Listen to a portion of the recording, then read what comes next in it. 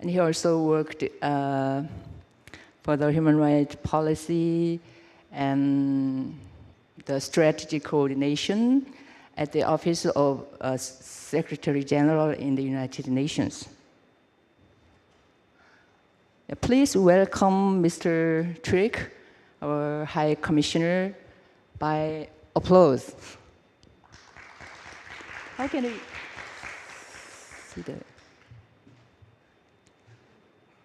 Chairperson of the May 18 Foundation, Won Sun-seok, Excellencies, human rights defenders from around the globe, colleagues and friends. Warm greetings to you all. It is a pleasure to address you. I want to begin by acknowledging the work of the human rights defenders that are here today. I'm moved by your courage and inspired by your determination and willpower. Standing up for human rights, especially in the face of injustice, discrimination and oppression, is a Herculean task. It is essential to the progress of our societies. As you know, this year we mark the 75th anniversary of the Universal Declaration of Human Rights. We have an opportunity to revive its spirit and its ambitions for solidarity, equality, justice and respect. To use the common language of human rights to better address humanity's most pressing challenges and to deliver on the promises the Universal Declaration made for a better future. The Declaration of Human Rights Defenders also celebrates its 25th year. At the heart of both anniversaries lies your work to translate human rights into tangible change in people's lives. It is you who ensure that people know what human rights mean in practice, you who ensure every article of the Universal Declaration has a specific meaning that resonates with people who face injustice and discrimination. It is you who hold the powerful to account. Every person who benefits from your efforts, every perpetrator brought to justice is a victory for your work, and most importantly, a victory for human dignity. As you know, the environment in which you conduct your work is filled with obstacles. Globally, we are seeing disturbing trends of shrinking civic space, where human rights defenders, civil society and journalists, particularly women, face mounting surveillance, threats, arbitrary detention and physical attacks. And the result is often a self-enforced censorship under fear of violence, reprisals and intimidation. This month, as part of our initiative to mark the 75th anniversary of the Universal Declaration and to use it to achieve concrete progress, my office is spotlighting civic space.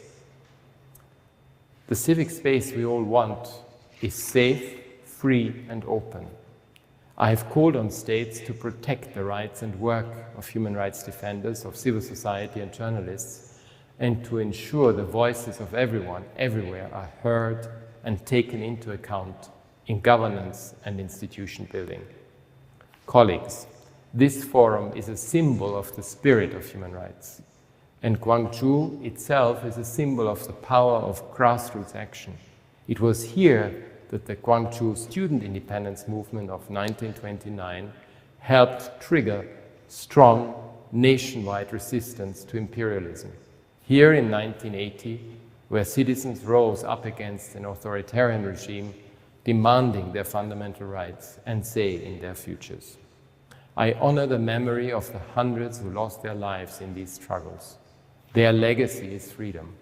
Over the past years, Gwangju's citizens have championed the role of human rights cities as great protectors of human rights. And all over Asia, human rights movements have transformed countries and alerted the world to injustice, inspiring transitions to democracy here in the Republic of Korea, the Philippines, Indonesia and Nepal, to name just a few. In more recent years, we have seen striking and creative forms of peaceful protests from young people across the region, demanding their rights, often at risk of severe reprisals. Let me pay special tribute and express solidarity to the courageous young activists in Myanmar and the women human rights defenders in Afghanistan. Of course, challenges remain, not least the lack of an effective regional human rights mechanism, contrary to all other continents, which results in diminished accountability and even impunity. Colleagues, I see 3 areas where more and more coordinated transformative actions are needed to safeguard and expand civic space in Asia and around the world. First, we need to mobilize people working to promote and protect human rights, renewing the spirit that led to the Universal Declaration and the Declaration of Human Rights Defenders. My office will expand its efforts to bring human rights allies to the table and to celebrate and shine the light on the work of human rights defenders. Second, we need a grand scale-up of efforts to protect human rights defenders at risk. Many protection networks and civil society organizations are already conducting remarkable work to reduce the risks to defenders, but they cannot do it alone. We urgently need stronger innovation in our protection and prevention strategies. We have many new tools available, better disaggregated data and better technology to identify people at risk. It is urgent that we harness it for good so that defenders can conduct their essential work free from fear. And third, we need more forceful and united calls for safe and open civic space, both online and offline. A safe and open civic space that is inclusive and celebrates diversity and that incorporates an age and gender-sensitive approach. Civic space is the litmus test for governments in this anniversary year. By strengthening the space for debate, by increasing access to information, by implementing accountability mechanisms, and through a genuine recognition of the role of civil society actors, especially women, human rights defenders, and journalists, governments can meet this test. The judiciary can also play an important role in the defense of civic space, and I encourage them to review cases and legislation in light of international human rights obligations that states have assumed. Colleagues, human rights defenders are an integral part of the Human Rights 75 initiative and the spirit of solidarity and unity that we hope to reinvigorate. My office and I will do our best to support and accompany you in your journey to effect change. Thank you for your tireless and invaluable work.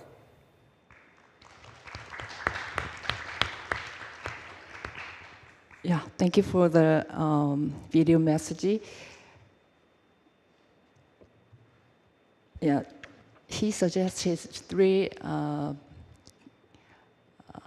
key kind of action guidance, but its keyword is civic space, I think. So, yeah. I really miss him. He's not here.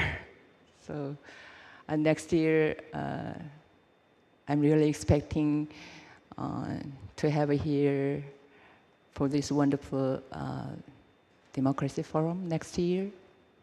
So,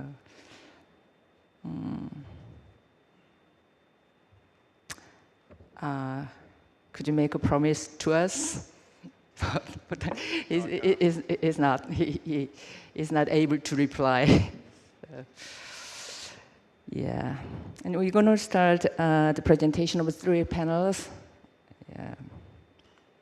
Yeah, first panel,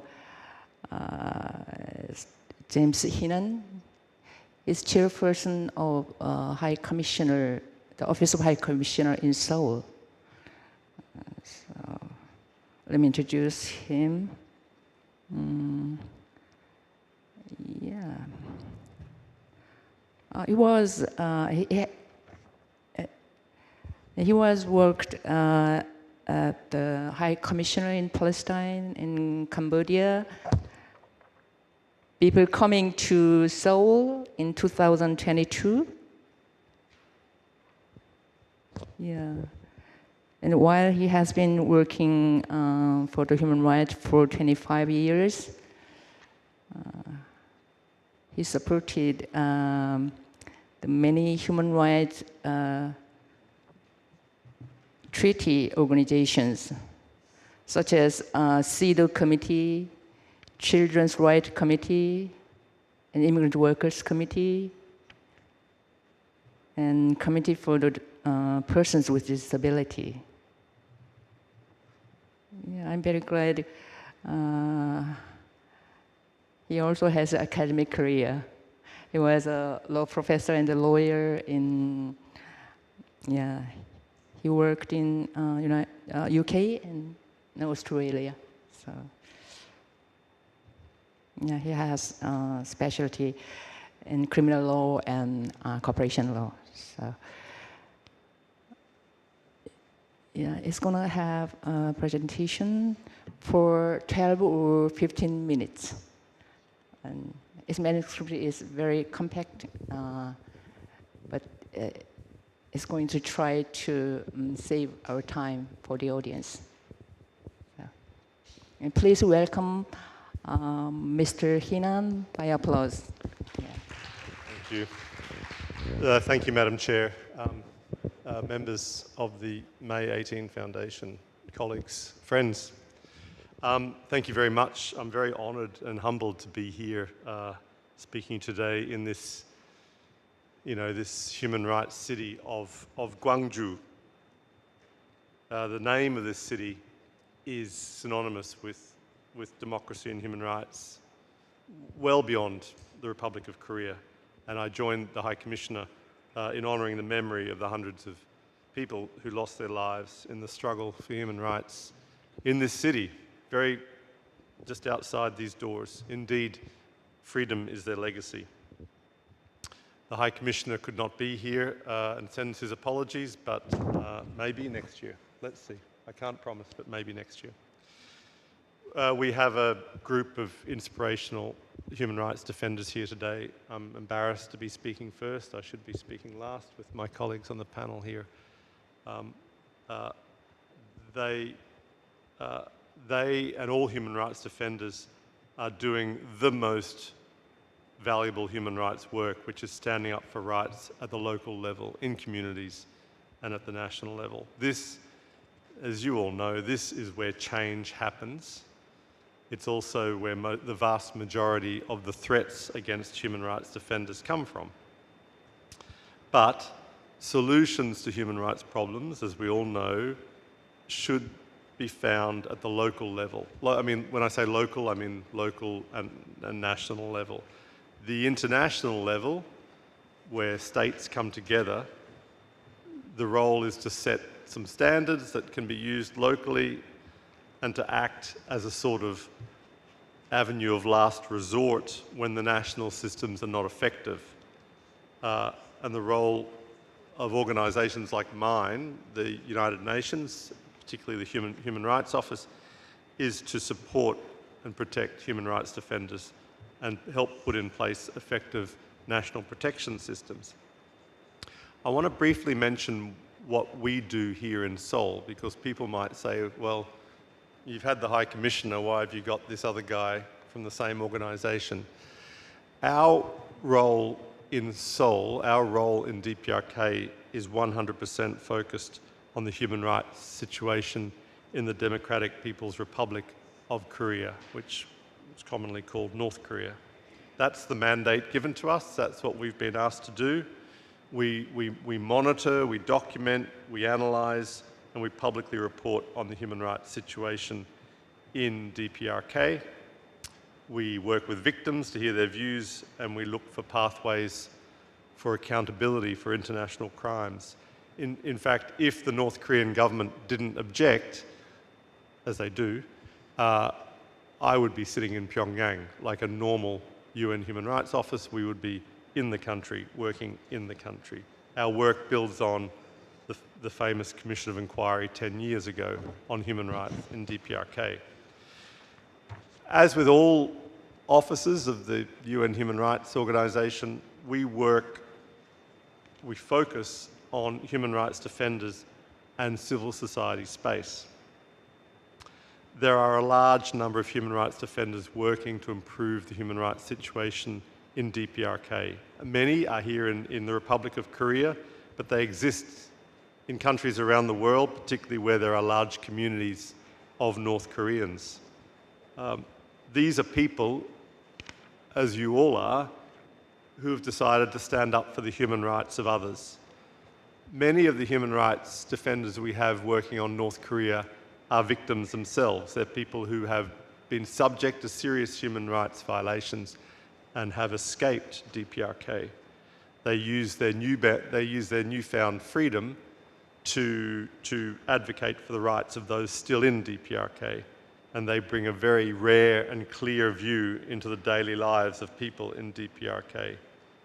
We also have people who they've escaped DPRK, but they also speak up for the rights of North Koreans living in other countries, including the Republic of Korea, but other countries, the United States, Japan, the United Kingdom, and elsewhere. We also have human rights defenders who have had a family member subject to serious human rights violations. A good example is organisations led by people who have had a father or a mother or a son or a daughter who have been enforcibly disappeared by DPRK. Those people have worked almost their whole lives to try to find not just the truth for their own loved one, but also to stand up for the rights of others in seeking truth. One strange thing about DPRK, about working in human rights on DPRK, and I've worked in many countries, is that there is neither an independent civil society nor civic space in the country. In other contexts where we work from outside the country, like Myanmar or Syria, we can rely on a network of NGOs and human rights defenders in the country. We can call them up, get their views, find out what's happening, and through them provide information and assistance. That doesn't exist in DPRK. There is no civic space, there are no independent civil society organisations. It's one of the few countries like that. But while there might be no civic space in North Korea, there certainly are human rights defenders. They might know that they are human rights defenders, but they are, and I salute them. We talked earlier about how human rights solutions should be found at the national level. But in some countries, the national level protection systems aren't working. And we're going to talk about those here today, I think. It makes little sense saying to human rights defenders in a country like North Korea, go and ask the national authorities to help you, because the systems don't exist. Our role is to help build those systems of protection. Our role is to get the information and provide the recommendations so that those systems to protect people like you, to protect human rights defenders, are set up. Part of that is advocacy. We advocate for the rights of human rights defenders, and we focus also on accountability and seeking a right to remedy for victims, but ultimately we're trying to improve situations. It's about building better societies. It's about setting up the protection systems that we need, and that's what we're trying to do in DPRK, although it will take a long time. The High Commissioner mentioned his vision about supporting human rights defenders in the future. One of the levers he mentioned this year are some anniversaries. Now, we have anniversaries every year. We have lots of anniversaries in the human rights sphere. There's always an anniversary of some convention or another. But this year, the two documents, the UDHR, the Universal Declaration of Human Rights, and the Declaration of Human Rights Defenders, these documents are really foundational for protecting human rights defenders. As the High Commissioner said to the Council last year, he said, with an eye to the past as well as to the future, in the spirit of never again, and in the interest of intergenerational justice, it's critical that we rekindle the spirit, the impulse and the vitality that led to the adoption of the Universal Declaration of Human Rights 75 years ago. The idea is to try to go back to that time, long time ago, 1948, to try to rekindle that sense between nations in particular and people that led to that document being adopted. I'm a bit sorry to say that if we tried to draft such a document again today, we wouldn't succeed. I can't see the consensus globally on such a document these days. So what we can do is we can try to go back and rekindle that spirit of 1948. The 25th anniversary of the Declaration on Human Rights Defenders is also an opportunity to talk about the challenges for human rights defenders, and we're going to talk about those here today, but also to talk about the huge successes that have come from the work of human rights defenders, improving literally the lives of millions, tens of millions of people. The work is, which many of you do, it's outside the limelight, it's not high profile, it's hard work. But as the Special Rapporteur on Human Rights Defenders, who is also speaking, said this year to celebrate the Declaration, she said, human rights defenders all over the world, in democracies and dictatorships, in cities, in forests, in deserts, are achieving huge success, often in the face of terrible danger.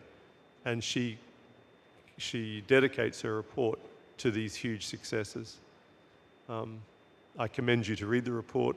I commend us all to look at the successes of the human rights movement here on the peninsula of Korea in particular, because sometimes when we talk about human rights, things can get a little bit depressing. The story of here, of Gwangju, of May 18, is probably one of the greatest examples of the determination of human rights defenders and what they can achieve. What they did continues to be inspirational for many people. They were building on a strong historical human rights culture in this city. Human rights defenders were and are exemplary in the building blocks of being a human rights defender, standing up to oppression at great personal danger, formulating and organising clear goals, clear human rights goals, in human rights terms, being inclusive and participatory, not being exclusive, showing phenomenal determination and tenacity in not letting go of the claim for justice over decades. Like, I read the story of Gwangju again last night. Decades of work. And eventually it came. Not perfectly, but it came. Memorializing and truth-telling so that the story is not forgotten, which is what we're doing here and what we're doing here these days. But also, finally, following a path of reconciliation.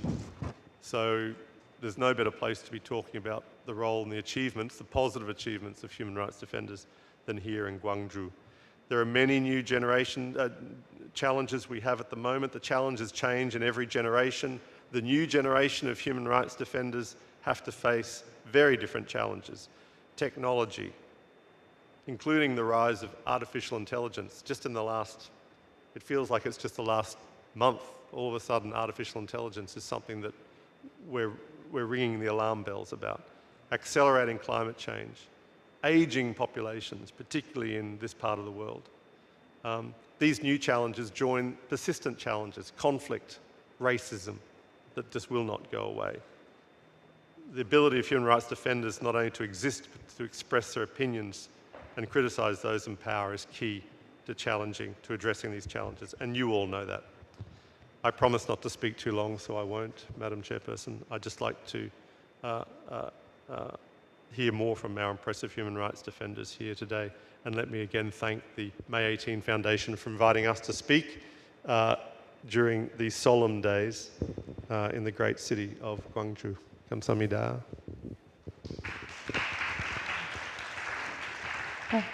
Thank you for the wonderful presentation. I'm really glad to save our time. So, he tried to shorten his presentation. So.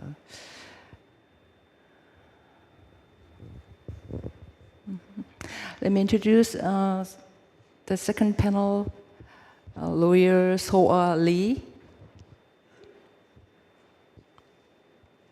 Yeah, she has been working as a pro bono lawyer in Gwangju Jeonnam area.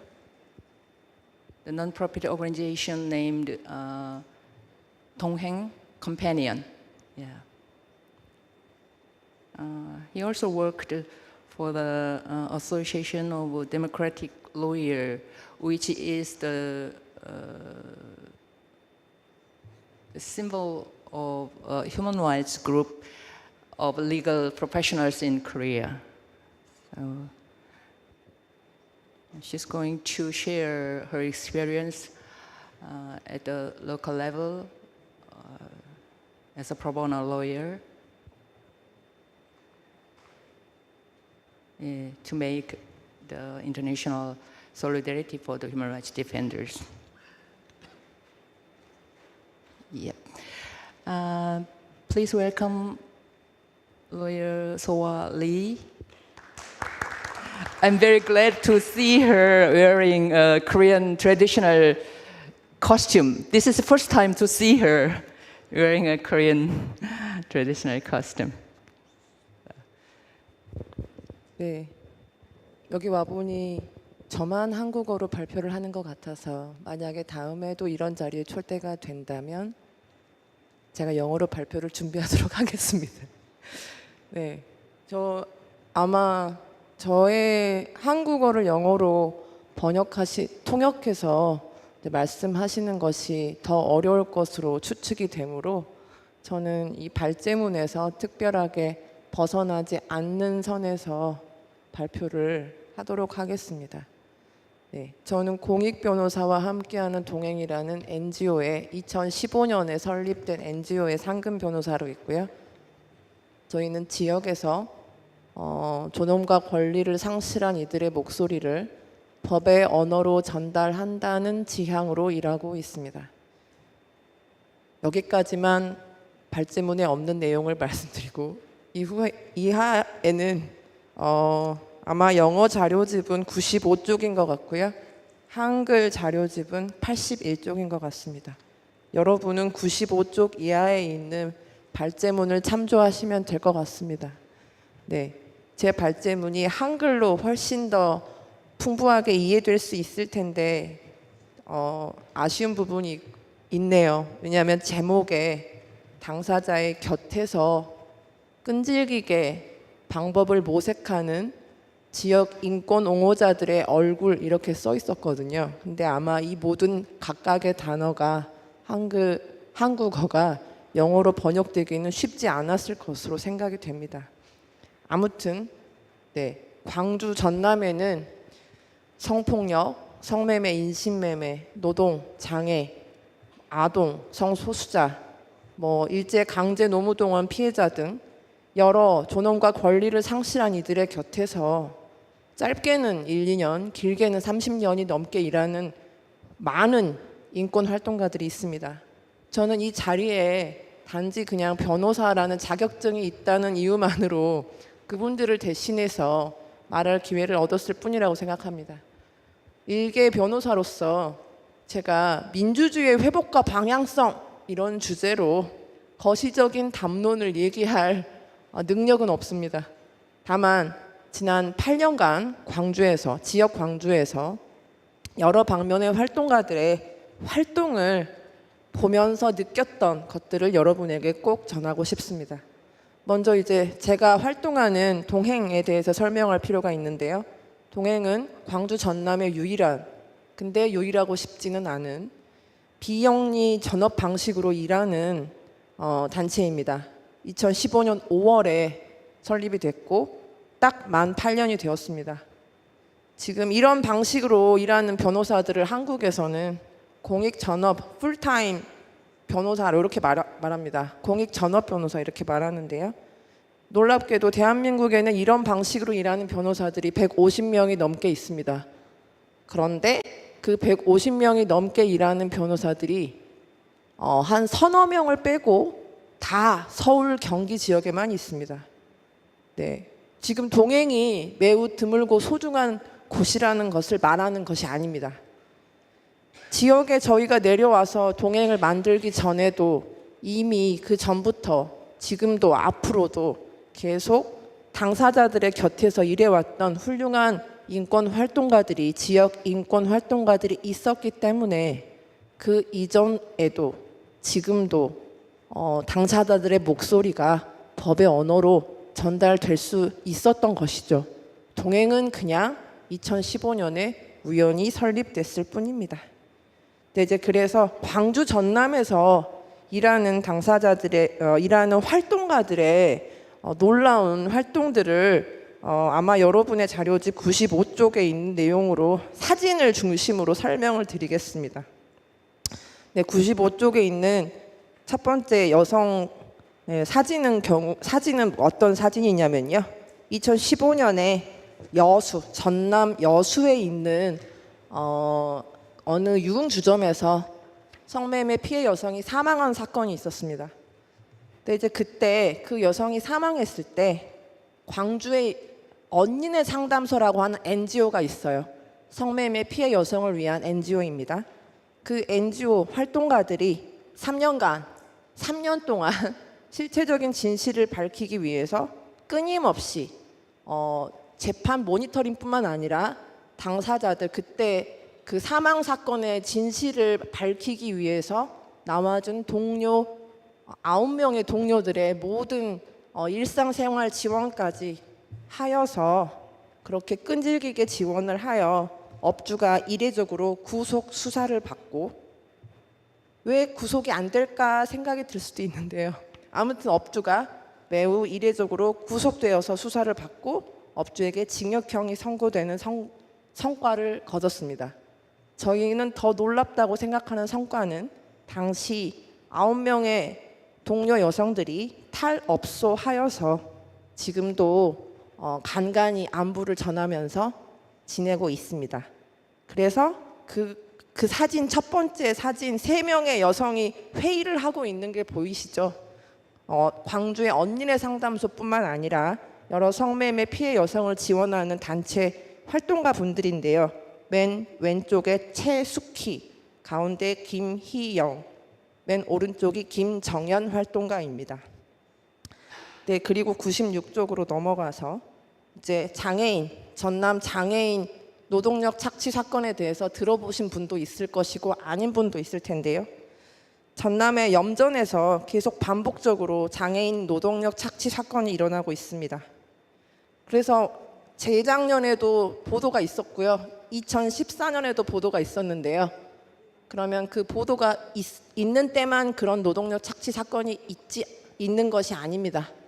그 보도가 있든 없든 노동력 착취 사건은 사실은 지금도 일어나고 있고 그 전에도 일어나고 있고 슬프게도 아마 앞으로도 있을 텐데요. 이런 장애인 노동력 착취 문제에 대해서 전남에 있는 장애인 인권 활동가들이 전남은 굉장히 섬이 많습니다. 나중에 놀러가 보시면 아실 텐데요. 그 모든 전남의 섬들을 다 돌면서 구석구석 다니면서 계속해서 염전과 선과 이런 곳에서 고립되어 있는 당사자들의 장애 당사자들의 곁을 지켰던 활동가들이 있었기 때문에 이 사건이 이렇게 보도가 되고 저희가 법률 지원을 할 수 있었던 것입니다. 97쪽에 있는 사진을 보시면 그 전남 장애인 차별철폐연대라고 하는 연대체가 있습니다. 그 차별철폐연대 활동가들이 염전에 있는 주민들에게 직접 가서 인권 관련된 설명을 하고 있는 교육 중인 그런 염전 밭이에요. 여기가 교육 중인 그런 사진이고요. 그리고 이제 그 아래에 있는 2개의 사진은 꼭 염전 사건과 관련된 것은 아니지만 광주의 왼쪽에는 배영준 활동가, 오른쪽에는 광주의 장애인 부모연대 활동가들이 여러 가지 기자회견을 하는 활동의 모습입니다. 각각 광주지방법원과 광주광역시청 앞에서 기자회견을 했던 모습입니다. 네, 그리고 98쪽으로 넘어가시면 98쪽에 보시면 이제 한 명이 있죠. 마이크 앞에 광주 장애인 권익옹호기관의 박찬동 활동가입니다. 2016년에 저희가 한국에 이제 장애인 활동 지원법이라는 게 있어요. 네, 너무 법률적으로 복잡한 내용은 빼고 장애인 활동 지원법에 어떤 문제가 법률 자체에 문제가 있습니다. 그런 문제가 있는데 그 문제 때문에 장애가 있음에도 불구하고 활동 지원 서비스를 받지 못하는 당사자분이 계셨어요. 황신혜 님이시고요.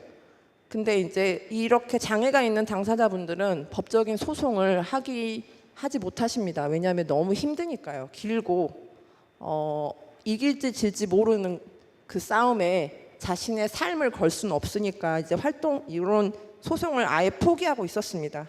근데 이제 이런 박찬동 활동가를 비롯한 광주 장애인권 활동가들의 지속적이고 친밀한 라포 형성으로 결국에 소송을 시작할 수 있었고요. 그 소송은 5년이 걸렸습니다. 4년인가? 5년인가 걸렸고요. 그래서 이제 결국에 헌법 불합치 결정을 이끌어낸 결과를 얻었습니다. 박찬동 활동가 등 활동가들이 그 당사자의 곁을 지키지 않았다면 이 소송 자체는 시작할 수가 없었던 것이죠. 그리고 이제 99쪽에 넘어가시면 웬 조끼를 입은 사람들이 기자회견을 하고 있는 걸 보실 텐데요. 이제 여수 거문도에서 지금 한국도 여러 이주 이제 각 아시아의 각 지역에서 이주 노동자 분들이 오셔서 일을 하고 계시는데 그 이주 노동자 분들이 현장에서 많은 차별을 겪습니다. 체불 임금을 제대로 받지 못해서 노동청에 진정을 했는데 담당 공무원의 무책임한 대응으로 그 진정이 취하된 경우가 있었어요.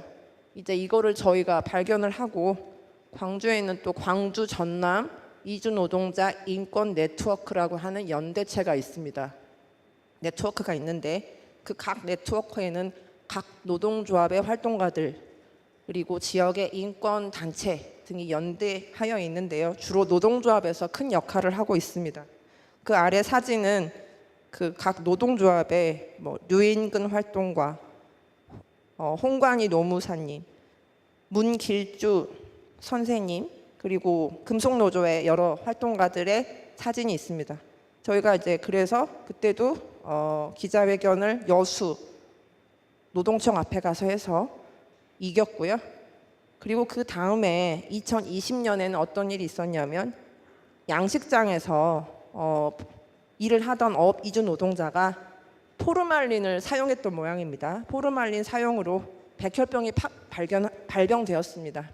근데 사실 이런 경우에 산업재해가 인정되기가 상당히 많이 어렵습니다. 왜냐하면 인과관계를 증명하기가 어렵고 그 인과관계를 증명하는 시간 동안 당사자에게 버티라고 할 수 없으니까요.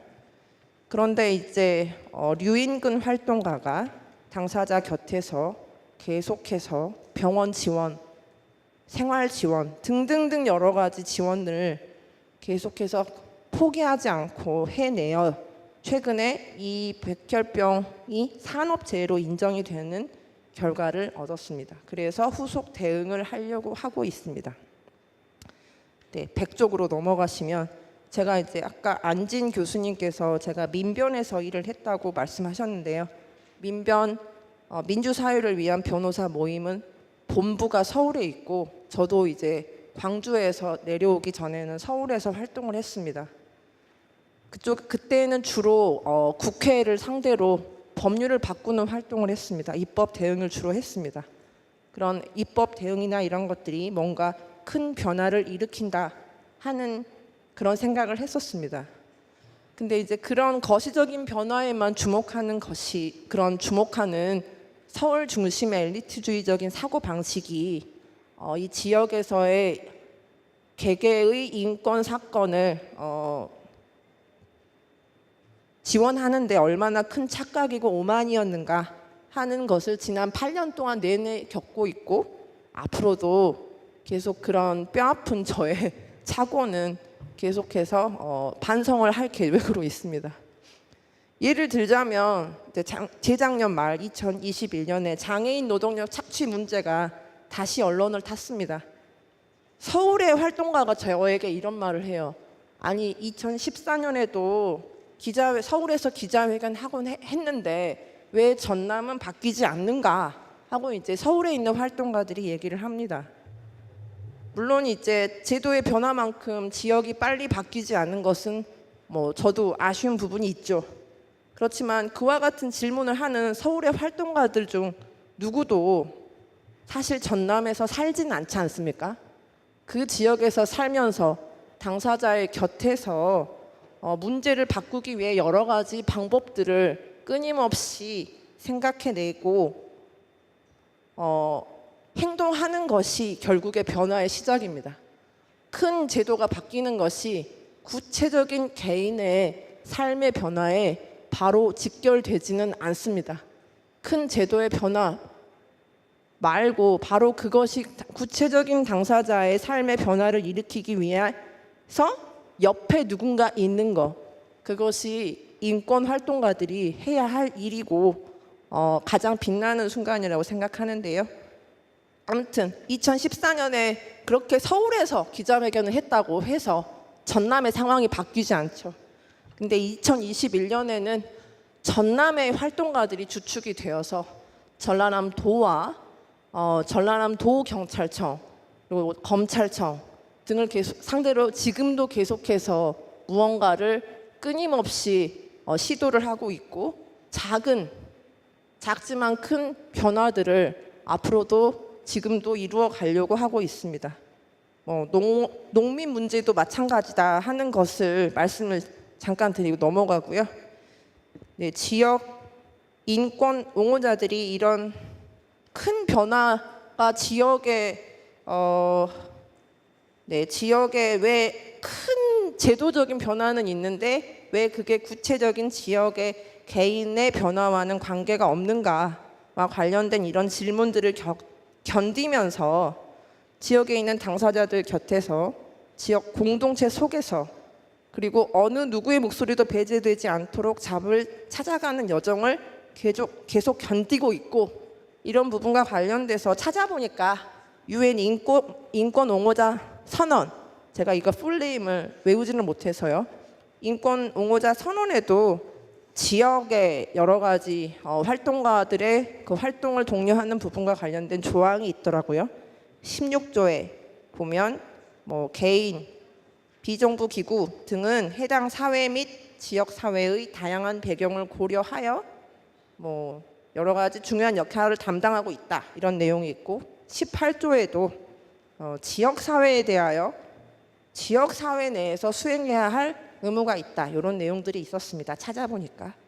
네, 그랬습니다. 나가면서 이제 이렇게 지역에 있는 인권 공동체 속에서 당사자들의 곁을 구축하고 민주 인권적인 변화를 끊임없이 모색하는 지역에 있는 인권 옹호 활동가들에게 깊은 연대의 박수를 보냅니다.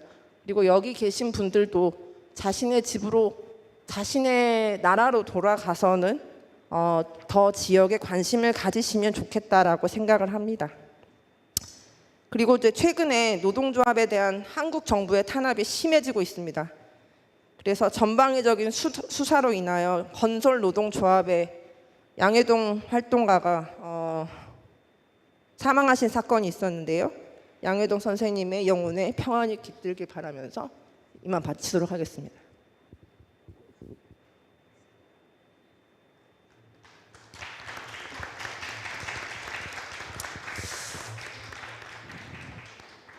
Thank you for the wonderful presentation by lawyer So Lee.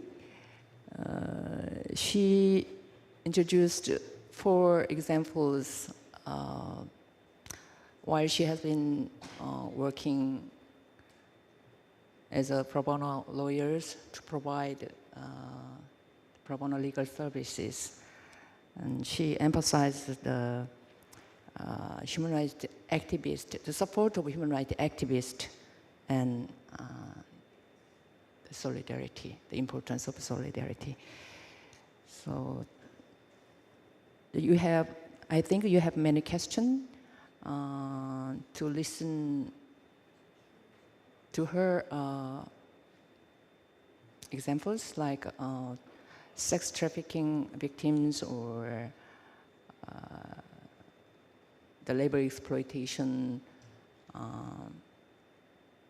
of intellectual disability, and the immigrant workers at the fish farm. So keep your questions and comment after all the presentation. So And let me introduce the last panel, Shiba Amelirad. She just arrived here last night. I think she is still suffering for jet lag. She's still adapting to the time difference. So, she has been working as a labor movement and feminist movement. Before coming to move into Canada, she was the regional representative of a teachers' union in Iran. And she is working for the victims of state violence, especially the victims suffering from trauma, because she's a psychologist. She's not just a human rights activist, but psychologist. Yep, that's all. And you're gonna have 20 minutes, or would you like to have longer time? I'll try to make it very short. Yeah, she's gonna have about 20 minutes for the presentation. Yeah, thank you. Welcome, activist Shiba Amelirad, by applause.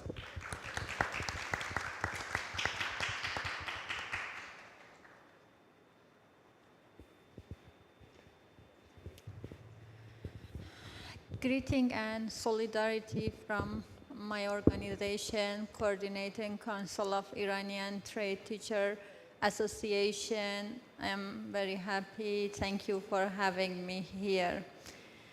With all this presentation that I heard, I was thinking if I want to point of the human right in Iran, it's better for this time to point what kind of human right we have in Iran. Actually, I can say it's not exaggeration. I can say we have nothing there.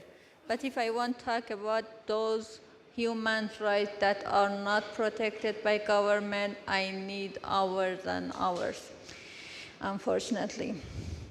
I'm trying to bring a brief example of the situation in Iran.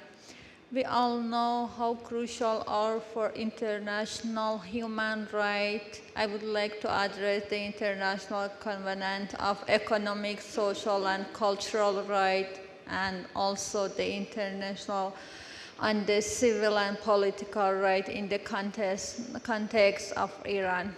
Iran has ratified both covenant. However, I should highlight the deep concern that the Iranian government has zero commitment in the implementing them. Also, I should emphasize the tragic condition of the human rights in Iran, where the economic and political situation is far from being acceptable. In the following, I would depict a picture of the human rights situation in Iran. To begin with, the LGBTQ+ community is a group which has suffered the most in the hand of the state in Iran. The heteronormative policies are simply too oppressive to tolerate any form of expression of the LGBT+ community, let alone accepting their fundamental rights.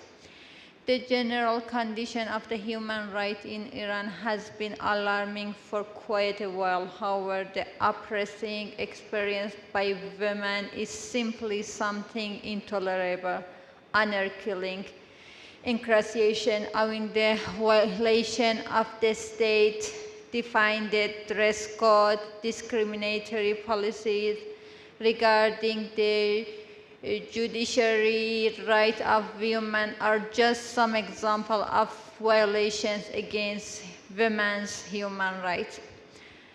Furthermore, for making a clear image of the condition of human rights in Iran, it's crucial to acknowledge the diversity of the country. In Iran, various nations coexist, each with their own language, their own religions and history. However, it's important to recognize that throughout the 20th century, the non-Persian nations have faced unbelievable form of oppression since the establishment of the modern nation state under the rule of Reza Shah Pahlavi in 1962 until today. Non-Persian nations have been targeted the central government in various forms.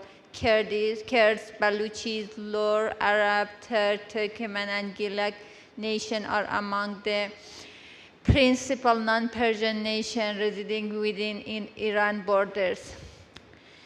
In the following, I'll provide a specific example that highlight the intersection form of oppression experienced by the marginalized group in Iran. By shedding light this reality, we can better understand the complexity of human rights issue and work toward a more inclusive and equitable society. Workers, including teachers, face unstable livelihood and beneficial labor law that forever employers. Lack of safety measurement to workplace lead to injury and every day. While many workers lack insurance, independent trade unions, including those formed by the teachers and other workers, are suppressed. Access to free education is limited, is very limited, with millions of children unable to attend school due to economic difficulty. Higher education faces ever-increasing commercialization. In Iran, the right of protest and freedom of expression are severely violated. The country has the higher number of the imprisoned journalists. Hundreds of journalists are imprisoned simply because of covering human rights issues. Niloufar Hamedi and Elaha Mohammadi, two of them who covered the case of Jina Amini, I'm sure you heard her name, are just two of them. The Iranian writer associated face illegal treatment such as imprisonment and censorship. Feminists and women's rights activists face brutal oppression. For instance, Kurdish feminist Zainab Jalalian was sentenced to life imprisonment 15 years ago and has been incarcerated since. Protesters are met with the repression resulting in death and arrest. Prisoners experience denial of the right, forced confession, torture, and limited access to information. Execution have also been used as a tool by Islamic Republic to suppress protesters. This crime dates back to the 1980, which took the life approximately 11,000 individuals. In recent years, lots of political prisoners, including Farzad Kamangar, Ramin Hossein Panahi, Rehana Jabari, and lots of others, have been executed. Farzad was a teacher in Kurdistan and was executed in capital.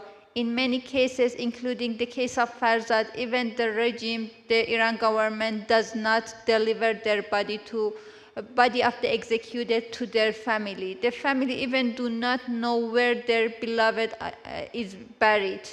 Also, it's needed to mention that in the past 10 days alone, more than 58 people are executed for 10 days only. State official studies showed that only last year 617 prisoners were executed in Iran. Human rights activists' documentation showed that the overwhelming percentage of the executed are among marginalized nations. It needed to be noted that more than 80% of these whole executions are from Baluchistan. One of other things I want to bring in mention the situation. I don't want to go to the details. The denial of the education in mother tongue is a it's a very big issue in Iran. By exclusively using Persian as a language, as an instruction, diverse language background are neglected. And progress and violated the fundamental right to the education in one's mother tongue. This leads to high drop rates among non-Persian students, resulting in negative consequences such as early marriage, teenager pregnancy, child labor, and discrimination. Religious discrimination. It is a grave issue in Iran. Both non-Muslims such as Baha'i, Jewish, Christian, and Zoroastrians, but also the Sunni Muslims face oppression and discrimination to their different religious affiliation and cannot have security and pressure. The Baha'i community suffered the most discrimination, being denied education, employment, and basic religious. This systematic discrimination violates the principle of the religious freedom and equality. Citizenship rights are denied in Balochistan. Those that I mentioned, they have a higher rate of the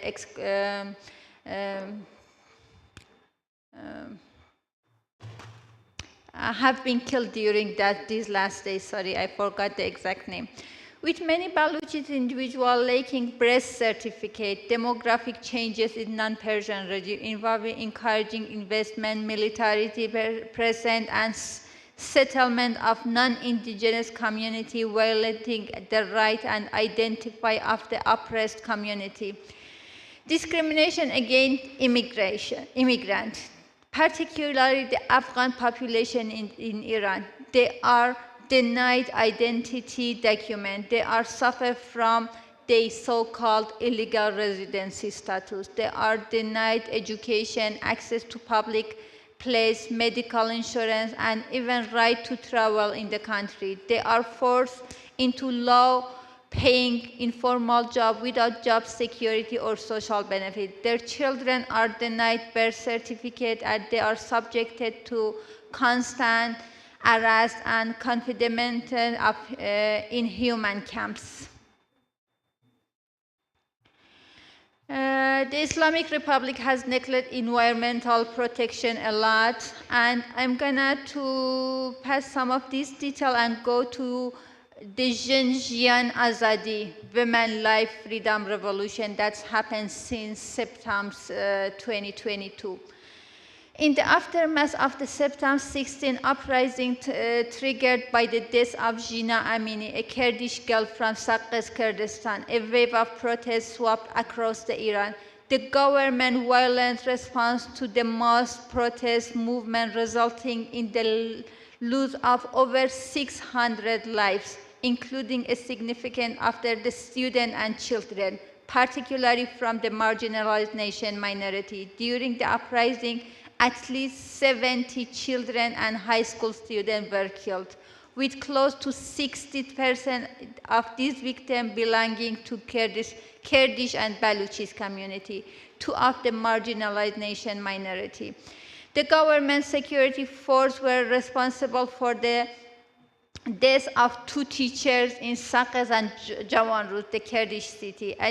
Additionally, 4 protesters were executed and approximately 20,000 people were arrested around the country. The government action, including the illegal detention of the protesters, the use of the torture and forced convention, and the execution of the political prisoners, have been widely condemned. These protests and acts of solidarity reflect determination of the Iranian people to demand justice, protect the rights of all people who live in Iran, and put an end of government violence. The event of the September 16 uprising as a reminder of the ongoing struggle for equality and the recognition of the fundamental human rights in Iran. The current uprising in Iran in the most countrywide protests since 1979, I believe. In my point of view of women life freedom revolution, uprising has sounded this not only for the autocratic regime, it's against patriarchy, but also of the Persian orientation conception in Iran. Do I have time to continue? Okay. Also, one very important situation that currently happened in Iran, it is unfolding in Iran, where approximately 2,000 girls has been poisoned by toxic gas since November 2022. The affected girl from respiratory problem, nashes, and all lots of side effects. Around 90 schools affected so far. The CCITTA has informed that Iranian government has not considered this disaster as an urgent matter, despite approximately 600 female students being taken to the hospital.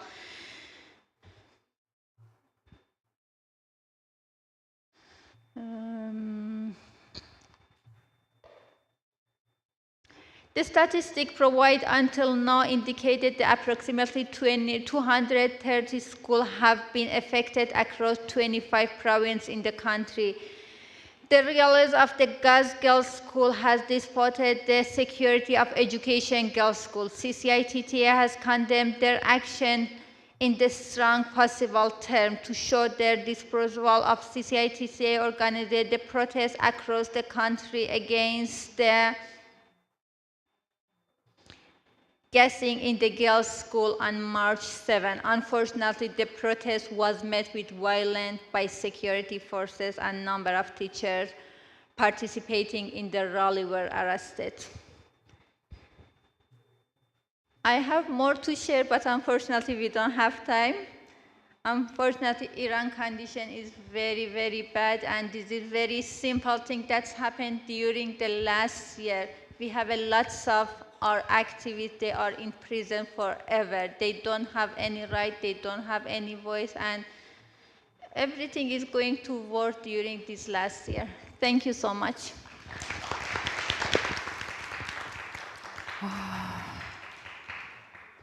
Thank you for the wonderful but gloomy presentation.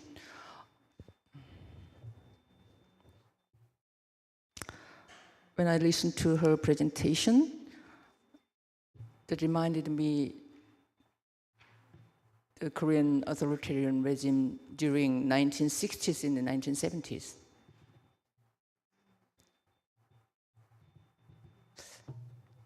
It sounds no judiciary system, no legal system. It's not really public in Iran.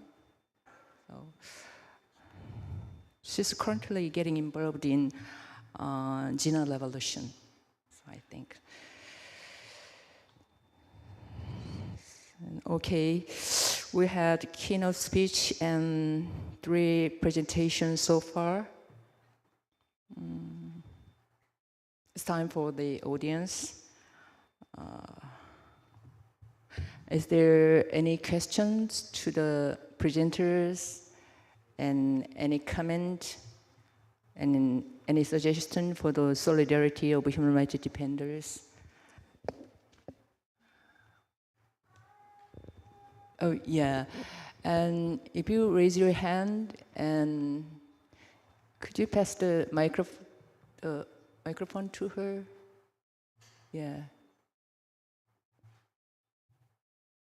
And please, before speaking, introduce yourself for the audience. Thank you very much. My name is Fitri Lestari from Indonesia. Greeting solidarity for survivor of the Gwangju movement and human rights defenders in the world. Thank you very much for the speaker. It's really interesting for me for the topics. So I have some question. The first question I would like to propose to Ms. Suali about the migrant workers that you explained about the migrant workers from East Timor and Pakistan that experience human rights abuse, and how to advocate the migrant workers right here. So because there is an irresponsible officer here that cannot handle the case. So how your organization advocate for the migrant workers' rights? Does the organization also cooperate with NGO from the country of origins of their nationality? For instance, country of origins in East Timor or Pakistan. Does the organization cooperate with NGO or also the government? And the second, I would like to propose for the Miss Siva Amarilan about that many people executed in the Iran. And then my question is how to advocate the people that there are so many people executed in the Iran, and is there any possibility to cooperate with the government? Yeah, we know that Iran is an authoritarian government, but is there any possibility to cooperate, like maybe using a religious approach? Because in Indonesia, there are also people, Indonesian people executed in the Indonesian, by the Indonesian government, and civil society cooperate using the religious approach, because there is life cannot be taken except by the God. And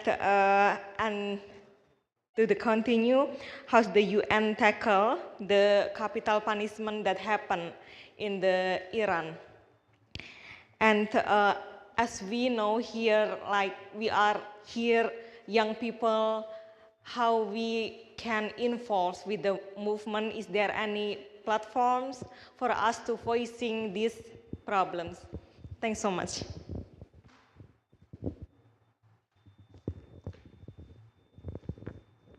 Thank you for the question. We're going to give you an answer and discussion after all the question and the comment. Yeah. Hello, everyone. My name is Kaun, and I'm from Myanmar. And first of all, I would like to ask Mr. James about the UN activity related to the DPRK. So you have discussed about the challenges and what you have been doing, but what I want to know is what are the improvement of supporting the human rights defender in North Korea? So that's for you. And for Ms. Shiva, thank you for your presentation about the Iranian situations, and like Myanmar people are also aware of what's happening in Iran, and I feel like the Iranian regime and Myanmar militaries are also like dictatorship alliance, so they have been closely working together to oppress the citizen. And also, I also have the Iranian friends in my school, and we have been discussed about all these human rights violations. And what I would like to know is, like, do you think, like, is there any likelihood that you can change this last year Masha Amini case, that uprising that can lead to a regime change in Iran, or is there any likelihood that you can see regime change in Iran from this uprising? And thank you.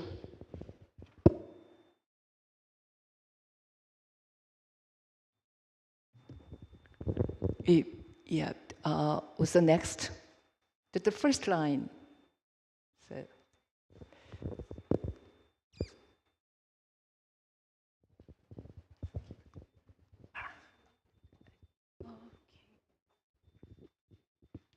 Okay, hello everyone. My name is Annie Favor. I'm from Nigeria and I'm studying at Aju University here in Korea. So thank you, Ms. Shiva, for your presentation, and I have a question. So I would like to know, how do the CSOs in Iran, because I know the CSOs, they are monitored by the government, they are under the oversight of the government. So how do they bypass this to ensure civic participation? How do they maintain the morale of participants? How do they build trust to know that, okay, someone in that particular movement won't report them to the government? Thank you.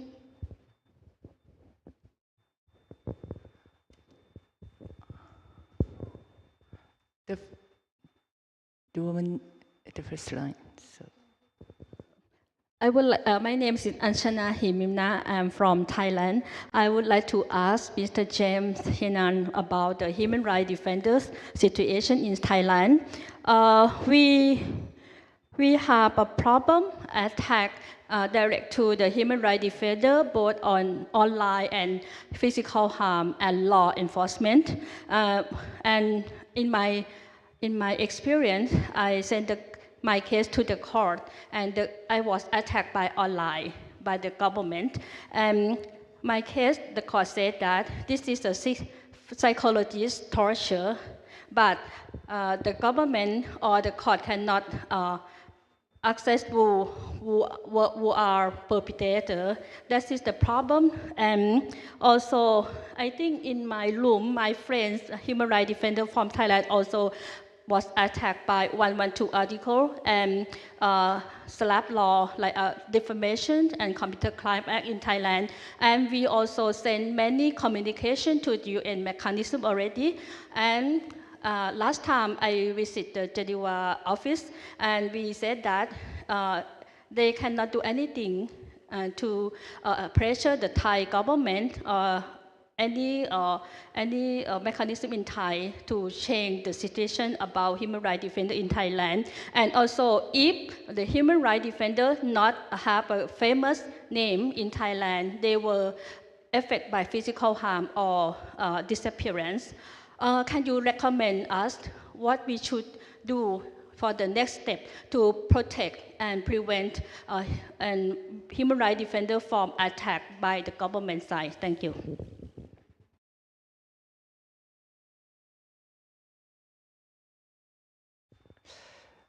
We don't have enough time. And one more person for the question? I'm sorry. The right person. So. Thank you very much for the chance. I'm Ganis from Indonesia. I want to deliver my question for Ms. Su Ahli, okay. So my question is, I want to know what is the general condition of the general situation of labor union in Gwangju, because as far as I heard from my acquaintance in Indonesia, like they have several networks in Korea, but unfortunately mostly in Seoul. But you already have mentioned in your writing, like mostly the solidarity is Seoul-centered. That's how it's actually the condition and situation at labor union in Gwangju is.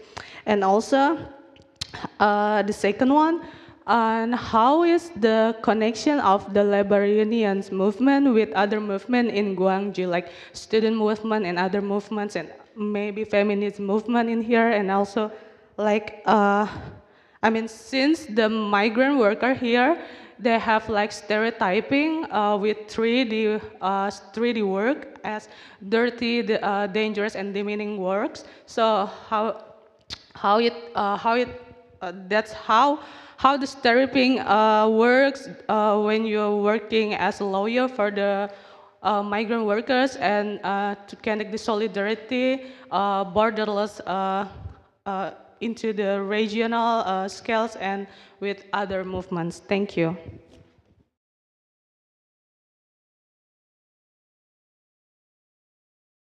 Yeah, let me wrap up all the questions.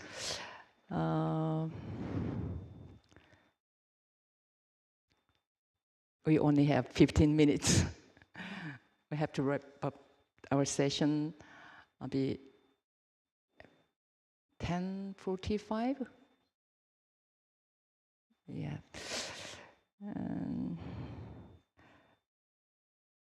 There are two questions for lawyer Swali, mostly about the immigrant workers.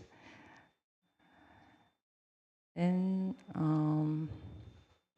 the answer has to be given by James from Myanmar situation and Thailand situation. And Shiba needs to reply to questions mostly about the, I think, role of civic space, civil society, the role of civil society in Iran. Yeah, and I think it would be better to answer for the first as Soali. Yeah. 네. 일단은 쉬바님의 발표를 엄청나게 잘 들었고요. 네, 이란의 상황에 대해서 깊은 연대의 마음을 보냅니다. 네, 그리고 저는 쉬바님의 답변을 더 많이 듣고 싶어서 저의 답은 짧게 드리겠습니다. 개인적으로 따로 답을 드릴 수 있을 것 같습니다. 동티모르와 파키스탄 노동자가 어떻게 동행에 연결되냐? 동행에 연결될 수 있는 이유는 많은 지역에 그 당사자들의 목소리를 들으려고 옆에 있는 활동가들이 있으니까 그 활동가들이 이런 상황이 발생했다는 걸 가장 먼저 알고 저희에게 연결이 되는 것입니다. 저희가 직접 이렇게 바로 뭔가 상담이 오시는 게 아니고 뭐 그분이 노조의 활동가일 수도 있고요.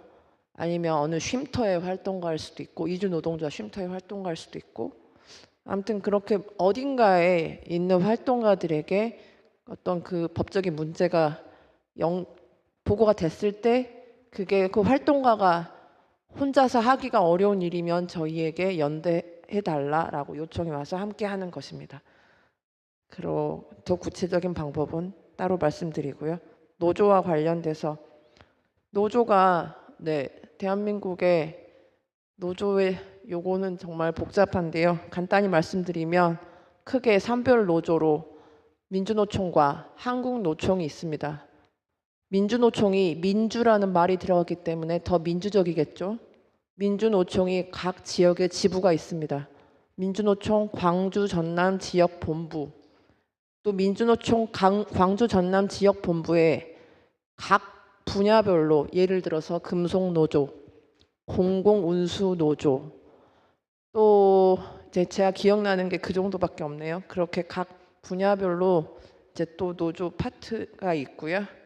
각 지역 본부에 상근하는 활동가들이 있습니다. 그리고 뭐 농협 노조, 뭐 각 여러 가지 노조들이 있는데요. 지금 현재 이주민 노조가 별도로 설립되어 있지 않습니다. 지역에는요.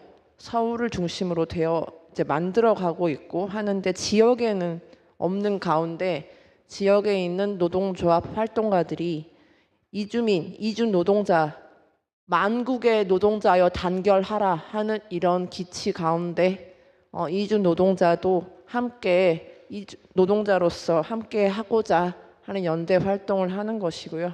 그런 맥락에서 이제 노동과 관련된 이슈가 다른 페미니즘이나 다른 장애 인권이나 이렇게 어떻게 연결이 되느냐 하는데 각 사안별로 함께 연대해야 할 상황이 발생을 하면 예를 들어서 장애와 관련된 장애인 노동력 착취 사건이 발생을 해서 기자회견을 할 때 장애 인권 단체만 오지 않습니다. 노동조합에도 연락을 하고 여성 단체도 연락을 하고 그러면 그렇게 연락을 해서 어떤 개개의 문제에 함께 연대해 달라고 하면 그 문제에 같이 모여서 이야기를 하고 투쟁하고 집회하고 그런 식으로 지역의 인권 여러 분야의 각 분야의 인권 뭔가 주제들이 그렇게 엮어집니다. 그럴 수 있었던 거는 아무래도 광주에 5.18 1980년 5.18의 경험이 있기 때문에 더 조직적으로 움직일 수 있는 부분이 있고요. 근데 이제 그러면 광주만 그렇게 각 분야별로 연대하냐? 그건 아니고 이제 한국이 상대적으로 민주주의와 관련된 여러 가지 주제별로 더 발전할 수 있는 상황이어서 각 주제의 활동가들이 연합하는 그런 것들이 더 기회가 있습니다. 네, 이 정도로 답하겠습니다. The next Shiva.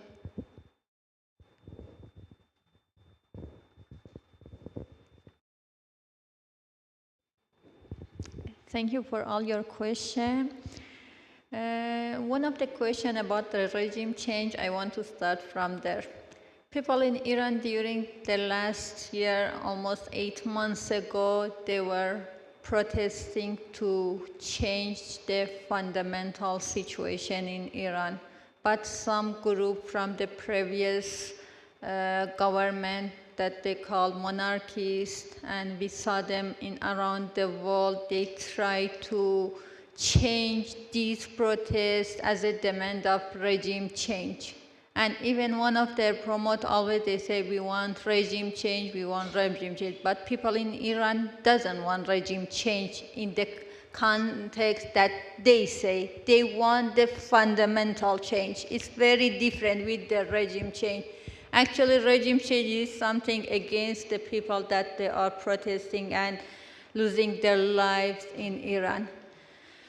Because, as I say, some Western country, this monarchist group, they have money, they have support. They have support of the Western country, they have media, and they have lots of voice. But in the reality, they are not like those that people fighting with. But they try to show that people want them to be back. But the situation and discrimination that people from Iran faced with is not start with this revolution. It has been started, I mentioned in my presentation, it has started since 1926. Therefore, we should listen to voice of people in Iran, not those that come from the mass media. One of the criticisms that actually I had it against, like the people that they are fighting for the human right, it was exactly this, because human right was not success in taking equality among other reasons. They have I have some reason, but I want to mention this one specifically. It's because it has been more engaged with promoting and addressing one of them, like civil political rights, and they try, like some, not like consciously, but in reality, they neglecting social and economic rights, and other thing, the public and human rights organizations do not know about the situation in Iran, or what they know is through the mainstream media. Refining the perception of and understanding of the situation in Iran, it is very important in the first step that must be taken towards solidarity with the Iranian people and international solidarity for the human rights. People in Iran need solidarity. They need progressive solidarity. People in Iran doesn't believe any like a kind of. We have some kind of like United Nations, for example. Last week they announced something. I have a document of that. I can share it with you. That's something that is very important. They announced a person from the government in Iran. They nominated him. They nominated Iran with all these human rights that they are not covered, they are not protected. They all about these things happen only during this 1 year, but the United Nations nominated Iran as a like a representative for the social and economic one, like a position in the United Nations. And this is very disappointing for people in Iran, because people in Iran, they are expecting solidarity. But in the otherwise Western country try to bring someone from Western country that he or whatever, they are not in Iran, they want to bring back and put it in the power, and people, they suffering from the same situation. They don't want to change the face of the, like a leader, they want the fundamental change. And other question, actually, it is like related to this. We have some reformist group in Iran too that people are fighting against them, because it is some scenario, it has been coming up that those reformists, they try to like change the regime with the reformists. Still the same for the people. people are not happy with that. People try to fight to like down to up. They don't want someone come in the up and like power and govern everything without have any like understanding of those oppression that people faced with. And for the solidarity with Iran, I think it's very important, for example, condemn these pointing of the United Nations. It's very, very important because it is like some kind of honor for Iran. Iran say in all the media that, yeah, I'm killing my people, but United Nations nominated me as a human rights representative. This is something like unacceptable. It's important to stay in solidarity with Iran and echo the voice of people in Iran. People try to find their leader inside in Iran, not outside of the country. I think maybe I cover all questions. If I missed something, I'll be happy to answer. Thank you for the answer. Mr. James Heenan, answer. Just briefly, on human rights defenders and DPRK, so there's those inside the country and those outside the country. For those inside the country, we don't even really know who they are because the country is entirely closed, particularly for the last 3 years. We know they exist, we know they take great risk in standing up for the rights of others, but there's very low knowledge of human rights in DPRK. So one of the challenges for the human rights community is to increase awareness of human rights in DPRK. It's a very difficult question because it involves big do no harm aspects. Do you send in copies of the human rights treaties in Korea, and if they get found, they could put the person in a huge amount of personal danger. So for those inside, no, I can't say there's been that much. We know there's been some changes, positive changes, small positive changes. We know that young people are at the forefront of standing up against some things, for example, the consumption of foreign media, but we really don't know a lot what's happening there now. For human rights defenders on DPRK issues outside, there's been a lot of progress here in the Republic of Korea. Those standing up for North Koreans here have seen I think have seen quite some change. In the past, they were treated with suspicion. The families were harassed by the authorities because of supposed links with the North. There's still a long way to go in ROK in facing up to that, but the Koreans here will know more than me. I think the situation has improved significantly. In other countries, if you're trying to help escapees in hiding in China, it's a more difficult place to be working. So it's a mixed bag. I can't say that we can talk about huge moves forward. On Thailand, the use of online abuse against human rights defenders is one of the new phenomena, not new, but it's a growing phenomena, and there's been a lot said about it. In my experience, what happens is that you raise it with the government, and the government says, absolutely, that's why we have to police the internet, and they use human rights to actually limit voices, legitimate voices of human rights defenders on the internet. So it's a very tricky story with the government, but we see so many examples now of, rather than human rights defenders being arrested and jailed, they don't get touched, but other groups aligned with the authorities will attack them. At best online, at worst physically in the street. This is something that's used in many, many countries. The office in Bangkok can help you. We can talk about that afterwards. The special rapporteurs can help you, human rights defenders, but also those in theme. So if it's a question of women's rights or disability, special rapporteur on freedom of expression, there's many mechanisms there that you can use. But ultimately, it should be the national human rights institution that is taking up this issue.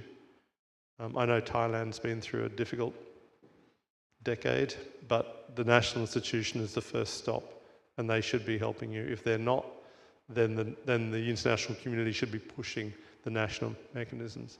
Again, the UN's not there to come in and fix everything. The UN's there as a last resort, but I'm happy to talk about it afterwards. I also note that on Iran, absolutely, the High Commissioner issued a very strong statement last week. Was it last week? On the executions, shocking numbers of executions in Iran.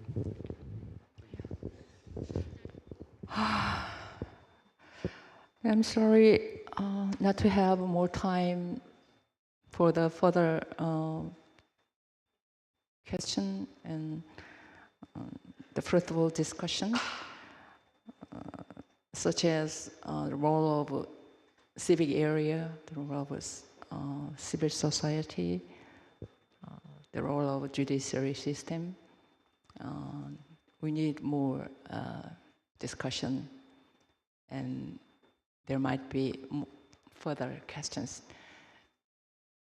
But unfortunately, I have to wrap up our session for the next session. Is there anyone to talk before wrapping up our session? Only one.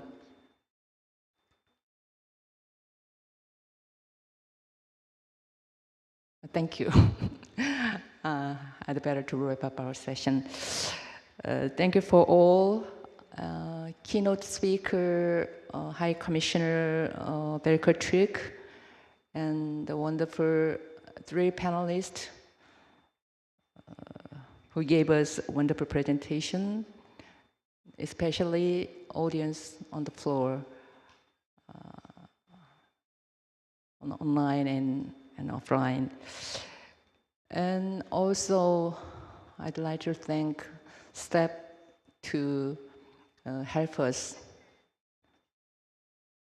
working behind the stage. Thank you so much again. Yeah.